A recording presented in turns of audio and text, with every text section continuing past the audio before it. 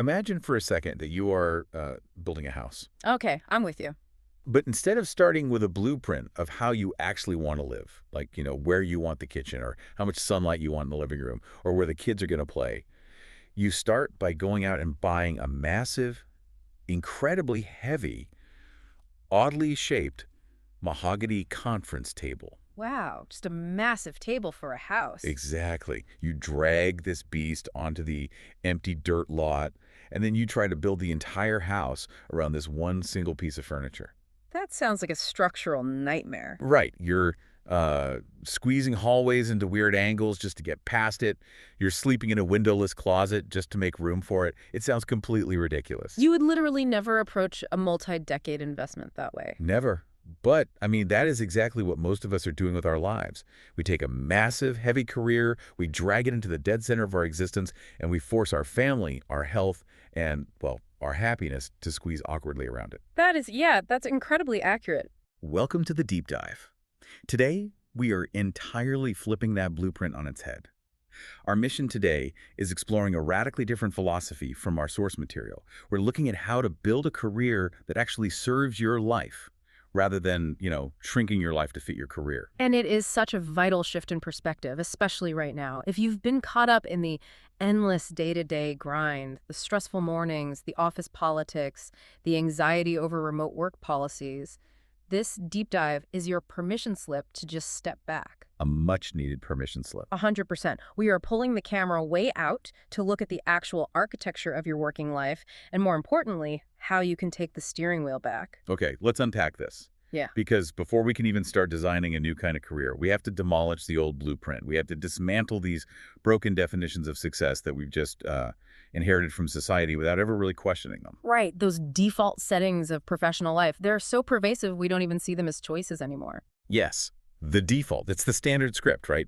You climb the corporate ladder, you build this intimidating resume, you work at prestigious brands, make a higher salary every single year, hustle constantly, and this is the really insidious one, you sacrifice your current happiness for some vague, promised payoff 20 years down the road. The whole grind now, live later mentality. Exactly. It really reminds me of riding a train. You buy a ticket, you get on, and it's comfortable because the track's already laid down. You know exactly where it's going, manager, director, VP. But the problem is you can't steer. You're just trapped on someone else's tracks. That is a phenomenal analogy, because what's fascinating here is why we all cram onto that train in the first place. Why do we do it? Well, society, our parents, and particularly echo chambers like LinkedIn constantly reinforce this default metric of success. It creates this illusion that busyness and prestige are like the only currencies that matter. Oh, LinkedIn is the absolute worst for that. Everyone's always crushing it. Exactly. And so we end up optimizing our lives for variables that don't actually bring us fulfillment. And the tragic reality of the train analogy is that if you spend your life riding someone else's tracks, you're eventually going to reach the final station, look around, and realize you didn't actually want to go there. You reach the top and feel completely empty, which is why the alternative definitions of success from the source text are so deeply refreshing. They really are. Success doesn't have to mean a C-suite title. It might mean having total control over your mornings. It might mean working with people you actually enjoy being around. Imagine that. Yeah, the concept, right? I know. Or having a job that doesn't mentally follow you home and sit on your chest while you're trying to watch a movie. Or simply making enough to live comfortably without working yourself into the ground. None of these alternative destinations are less valid. Not at all. In fact, they are often much more sustainable. But making that shift requires a massive psychological leap. We have to fundamentally decouple our identity from those traditional metrics. Decouple our identity. That's big. It is big. And the reason we have to do that is rooted in a very harsh, unromantic reality of the corporate world. You are not your job. Say it louder for the people in the back. Right. You can be incredibly dedicated, you can be wildly loyal, but at the very end of the day, a company is a financial entity. They will replace you, they will restructure, or they will lay you off if it serves the bottom line, entirely without regard for your personal loyalty. It's cold, but anyone who has lived through the last few years knows it is absolutely true. It is cold, but if you look at it closely, it's also incredibly liberating. Liberating? How so? Because if the corporation doesn't define your worth, then your worth is inherent. You matter simply because you are a human being. Your identity exists entirely separate from your output or your job title. And once you internalize that, you stop handing over your entire sense of self to an employer. Wow. So to you listening right now, this brings up some brilliant questions from the source that you should really chew on. What does a good workday actually look like to you? To you, yeah. Not to your manager. Exactly. Not to your boss, not to your LinkedIn network, but to you. What are you completely unwilling to sacrifice anymore? Because once you realize your corporate title isn't your identity, you're suddenly left with a blank slate. Which can be absolutely terrifying. Terrifying. Yeah. Because where do you even start building a career if you aren't just, scrolling through job boards looking for the next rung on the ladder? And this brings us to a concept in the text called life-first career planning. This is where the structural flip happens. Instead of asking, what job do I want, and then crossing your fingers that you'll have a few hours left over on the weekends for a personal life, you start with the life. You start with the life. Right. You ask, what kind of life do I want to lead? Then and only then do you ask, what kind of work can I engineer to fit into that life? Think about it this way. Let's say you sit down and decide, I want to be highly present for my kids while they are young. Well, if that is your life requirement, then a high-travel consulting job, no matter how incredible the salary is or how impressive it sounds at dinner parties, is a terrible fit. It will actively fail you. It will. Or say you realize you're someone who needs long, uninterrupted periods of deep focus to feel sane and productive. Putting yourself in a trendy, open-office startup environment with constant interruptions and ping-pong tables is going to make you miserable. Precisely. And designing this life-first architecture requires getting incredibly clear on your own internal mechanics. The text outlines 6 distinct steps for this philosophy. Right. Let's go through those. So first, you have to identify your core values, what actually matters to you when nobody else is watching. Second, you have to understand your working style. Like, do you thrive on rigid structure or do you need total autonomy? I definitely need autonomy. Same here. Third is knowing your non-negotiables. Fourth, and this is a big one, you have to define your personal version of enough. Oh, the concept of enough. That is so hard for people. It's incredibly hard because of the hedonic treadmill. We hit a salary goal, we celebrate for a day, and then we instantly adjust our lifestyle upward. We upgrade the car, we get a bigger apartment. Exactly. Suddenly, that record salary isn't enough anymore, so we hustle harder. Defining enough, how much money, status, or responsibility you actually need to live the life you designed, is the only way to step off that treadmill. And then the 5th step is boundaries, right? Yes, setting boundaries that actually hold up under pressure. And the final 6th step is making aligned choices, even when it's hard or when people don't understand your path. Okay, I have to push back on something here, though, regarding boundaries. There's a big push right now in the text and just in culture to abandon the term work-life balance and replace it with work-life integration. Yes, the dreaded integration. Right, because I'll be honest, whenever I hear the word integration from a corporate perspective, my alarm bells go off. Doesn't integration just mean the company expects us to be always working?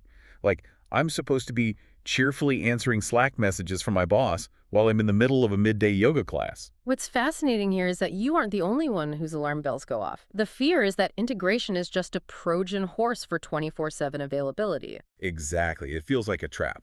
But the text clarifies that true integration is entirely unique to the individual. It's not a corporate mandate, it's a personal energy strategy. A personal energy strategy. Right. For some people, integration means incredibly strict, impermeable boundaries. They shut the laptop at 5 p.m., they turn off notifications, and work is dead to them until 9 a.m. the next day. That is how they successfully integrate work into a healthy life. Okay, so it's not a requirement to blend everything into a stressful gray mush. Not at all. For others, integration is highly fluid. They might actually prefer answering a few emails from the couch at 9 p.m. because it buys them the freedom to log off at 2 p.m. to go to that yoga class or pick up their kids without an ounce of guilt. Well, that makes sense. It's about flexibility for them. Exactly. And for others still, integration is seasonal. Maybe they work in tax or film production, and during 3 months of intense, grueling sprints, followed by a month of total recovery. Like teachers, too. Summer's off. Exactly. The underlying mechanism here is an energy audit. You have to track what activities energize you and what depletes you, and then fiercely build your schedule around that biological reality. That makes so much more sense. It's about owning your time, not giving it away. Okay, so we have this customized life-first blueprint. But a blueprint is just a piece of paper. To actually build the house and keep the project moving forward without burning out, you need an engine. You definitely need an engine. And according to the source, that engine has two main cylinders: sustainable learning and a real support system. Right. Now, keep learning is arguably the most cliché piece of career advice in Oh, existence. totally. It's on every motivational poster. Exactly. But the mechanics of how we learn as adults while holding down a full-time job without burning out require actual strategy. The text breaks down 4 types of learning: on the job, formal, self-directed, and from people. Yeah, we all know we're supposed to stay sharp. But what really stood out to me was the biological reality of how we acquire these skills. It comes down to consistency over intensity. Neuroscience shows us that 20 minutes a day of focused learning vastly outperforms an occasional 6-hour weekend marathon session. Because the marathon session just burns you out. Risk causes cognitive fatigue. Yeah. And if you learn without applying it, it's just trivia. But more importantly, taking breaks is a mandatory part of the learning mechanism. This was my favorite part. Your brain literally requires downtime, especially sleep and idleness, to consolidate new information and build neural pathways. Rest isn't the opposite of learning. It is the biological completion of the learning cycle. That is so validating to hear. So taking a walk without a podcast playing is actually career development. I love that. It really is. And the second part of that engine is the support system. We're talking mentors, peers, and professional networks. Now, I had to admit, I literally laughed out loud at the text's advice regarding finding a mentor. Oh, about how not to ask. Yes, because the absolute worst thing you could do is walk up to a senior person and formally ask, "Will you be my mentor?" It is a remarkably awkward interaction. It's so weird. It's exactly like going on a first date, sitting down, and proposing marriage before the appetizers even arrive. That is the perfect way to describe it. The stakes are way too high. The much better, more natural approach the text suggests is simply asking, "Can I get your advice on this one specific problem I'm facing?" Which totally removes the pressure. You're asking for 10 minutes of insight, not a lifelong commitment. And it's critical to understand the different roles within that support system. Mentors are fantastic for pointing out your blind spots because they are standing on a higher vantage point. They can see the road ahead. Right. But your peers, the people at your exact level fighting the same battles, are just as vital. They provide reality checks, they commiserate, they tell you if you're overreacting or if a situation is genuinely toxic. And building that network requires a specific mindset too, doesn't it? Absolutely. The golden rule of networking is that it must be reciprocal, not transactional. It's about mutual exchange over time. If you only reach out to your network when you need a job, you don't have a network, you have a mailing list. Oh, wow. A mailing list. That's harsh but true. You have to dig the well long before you are thirsty. You have to dig the well before you're thirsty. I really love that. But let's say you've done the work. You have the skills, you have the network, you have your customized blueprint. Here is a really hard truth. None of it matters if you can't steer your own ship.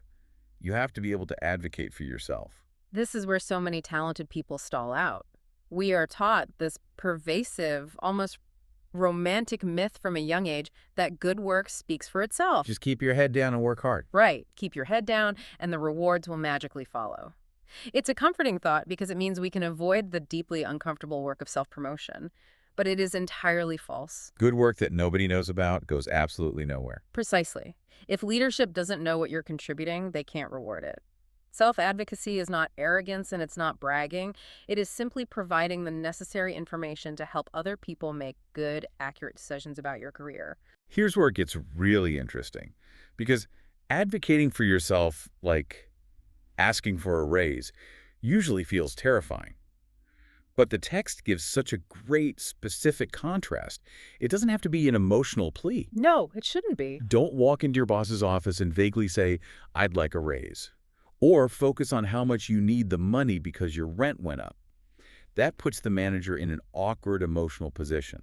Instead, you strip the emotion out. You rely on the facts. Right. You say, "I'd like to discuss bringing my salary to X amount based on my recent performance metrics and current market rates." You lead with data.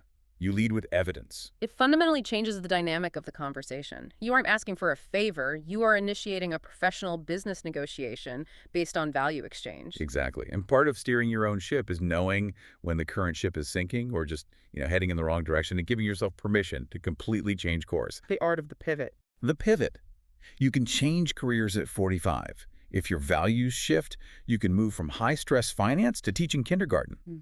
But wait, how do we practically justify that? Yeah. If I'm a financial analyst, how do I mentally justify throwing away 10 or 15 years of hard work, a huge salary, and a network just to pivot and be junior again? This raises an important question, and it highlights the absolute biggest psychological barrier to career changes, which is the sunk cost fallacy. Some cost fallacy. Right. It's a cognitive bias. Our brains are hardwired for loss aversion. You look backward and think, I've already invested so much time, so much tuition money, so many late nights into this path. It feels like a waste to just walk away. It does feel that way. But you have to be ruthless about the math here. That investment, it's gone. It is already spent. Staying in a miserable situation won't magically refund your time or money. The text shares this profound realization you have to make. You do not owe your past self a lifetime commitment to a career that no longer fits. Wow. You do not owe your past self a lifetime commitment. That completely reframes it. You're not losing. You're just done building that particular thing. It shifts your energy from mourning what you're leaving behind to actively designing what you're building next. And critically, a pivot doesn't mean jumping blindly without a parachute. You use bridge strategies. So how does a bridge strategy actually work in practice? Let's use your financial analyst example. Say you want to pivot to graphic design. You don't just quit on a Tuesday and hope for the best. You build a bridge. Right, because you still need to pay rent. Exactly. First, you identify transferable skills like client communication or project management. You're never starting from absolute zero. Next, you use your current job to build momentum. Like doing a side project at the office. Yeah. You volunteer to redesign the quarterly financial reports. You take on small freelance design projects on the side. You are literally using the safety of your old career to fund and build the portfolio for your new one. Okay, so if we are giving ourselves this radical permission to pivot, to build bridges, we clearly need to look at a much longer horizon. We need to realize that our main job right now doesn't have to be the only thing we ever do. The text approaches this with 3 distinct horizons: 5, 10, and 20 years. Right. And they serve very different psychological purposes. The 5-year horizon is highly concrete.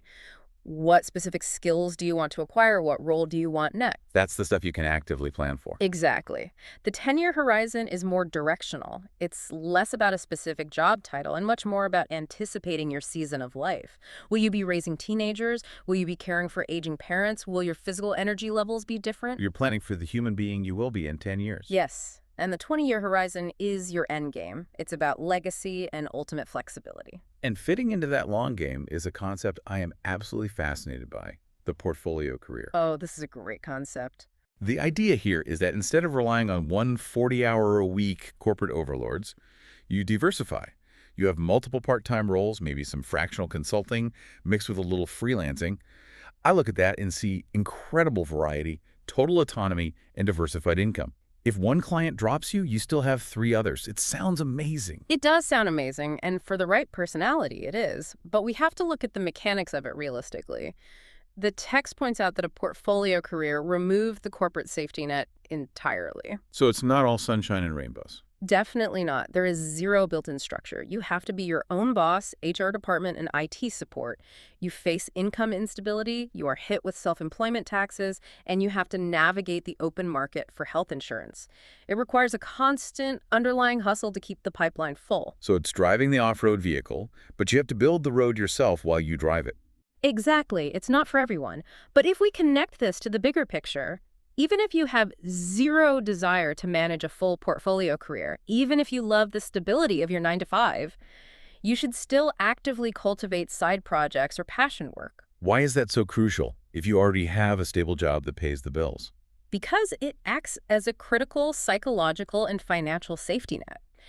If your day job is highly functional, like it pays well, the hours are good, but it doesn't creatively light you up, a side project provides that missing meaning. It keeps you engaged. So you don't just feel like a cog in the machine. Right. And more importantly, if your industry experiences a sudden downturn or AI makes your role obsolete and your traditional job disappears overnight, you aren't left with nothing. You're not starting from scratch. Exactly. You have this other pillar of competence and identity to lean on. It goes right back to the beginning. You are protecting yourself by not letting one single company own your entire identity. So what does this all mean? If we synthesize everything we've explored today from the text, it really comes down to this: Success is exactly what you define it to be, and the default metrics are entirely optional. Completely You optional. have the absolute right to build a career that serves your life, rather than agonizingly squeezing your life into the margins of your career. Cultivating an identity, a network, and passions outside of your 9 to 5 isn't just a fun hobby, it is essential armor. So that if you are laid off, or if you simply wake up one morning and decide to cross a bridge to a new industry, the transition isn't devastating, it's just a new chapter. Precisely. It's about intentionality. And that brings me to a final thought I want to leave everyone with.